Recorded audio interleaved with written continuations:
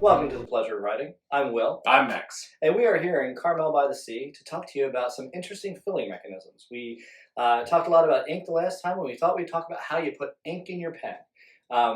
We went really long last time, so thanks for bearing with us on that. So we thought we'd start with converters and cartridges. So do you want to grab the Otto Hutt? So converters and cartridges are, you'll hear the phrase used a lot, that's cartridge converter. Yes. And that's a pretty ubiquitous term in the pen community. And that's a very simple, straightforward concept. Basically, a cartridge is going to be a little mechanism like this, which is full of ink. Normally this one's empty, of course, because this is a brand new pen. All of the pens in the shop are brand new. But this would normally be full of ink, and most are brand new. Thank you. Yes. You can test a Kinshu. You can test a I don't mean to cut you off. 149. True. And you would just stick this in there. It would then start the feed of ink. This is a dual cartridge, I think it's called. Because yeah, you can hold one in the... Hold two in there, and of course... There you go. There you go. Right yeah. there. And so this is full of ink.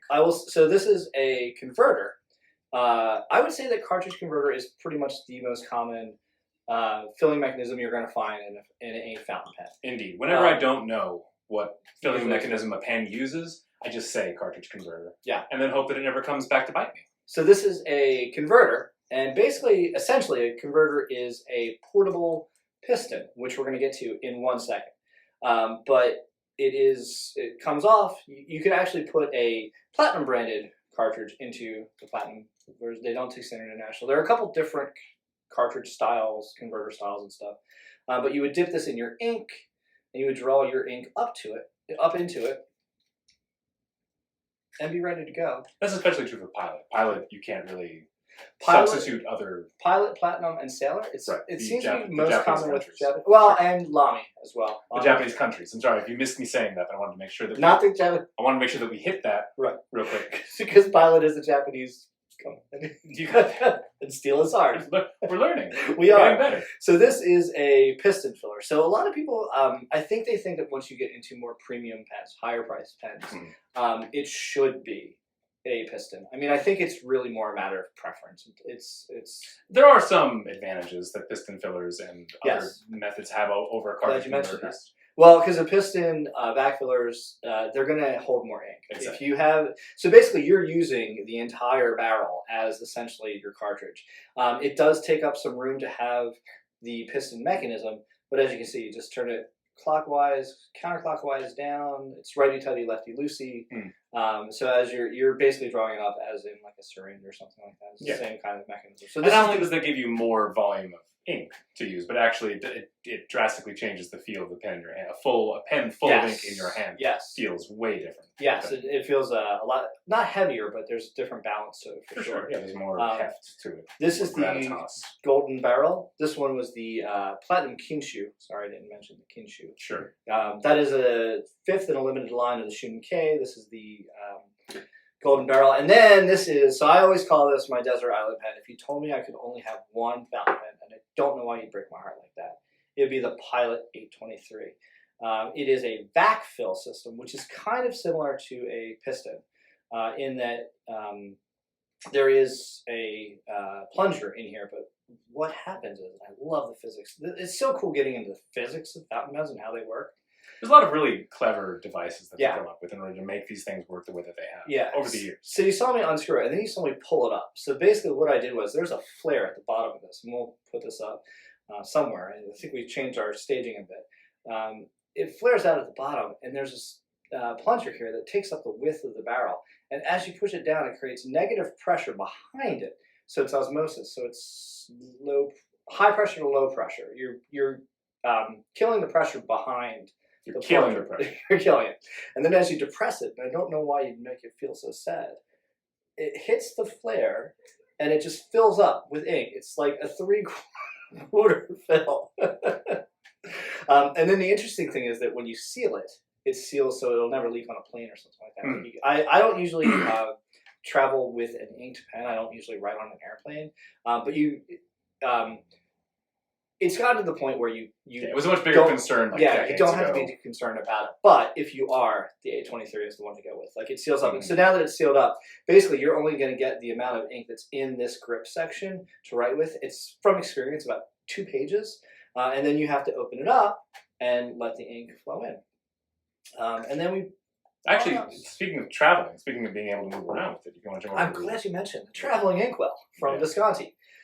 So basically, you put ink into this cylinder, pull this up, you put your ink in, and then you can actually invert it and get a super put your fill. pen in. Put your yes, Yeah. sorry. Put your pen in, and then Put your pen in. invert it, and basically you get your nib and feed into it, Covered in ink. Yeah, and it's a lot less Ink messy Sure. than trying to- than using Than being on a plane and trying to hold an open ink bottle. but it seals, so it travels Trying to balance very that well, right? as you're Yeah. landing. So imagine like you're traveling with this as opposed to that. So that's very, very cool. And then we brought out the Amarillo. Yeah, Emilio. Yeah. Emiralio. And We'll never then get it right. so these are two interesting piston fillers. This is the Divina Matte Black, and this actually has to pull out, and then it's releases the. Mm. And so this Cute is little hidden this is mechanism. the same piston as in this, essentially. It's the same. Well, it's larger. Yes, yes. By nature, the pen is larger. That's not though. That's a really interesting. Yeah. Tell us a little bit about that. I mean, I like this one a lot just because Montegrappa kind of has this thing that they do where the mechanism for the piston, which is of course the end piece here, as you turn it, there's kind of and you can watch as I do it. You can see the resistance kind of interacting with my hand, but it has kind of like almost like a watch, like a winding a watch, kind of a gear feel to it. There's actual resistance to it, so it kind of clicks along really pleasingly as you do it. There's some active engagement too as you turn. It's not a continuous turn. And I just dig that a lot. I think it's a really cool little mechanism that I personally enjoy a lot. And you Montegrappa makes should some be great able to stuff. hear that too. Yeah, for sure. This It clicks is along. I'm just gonna.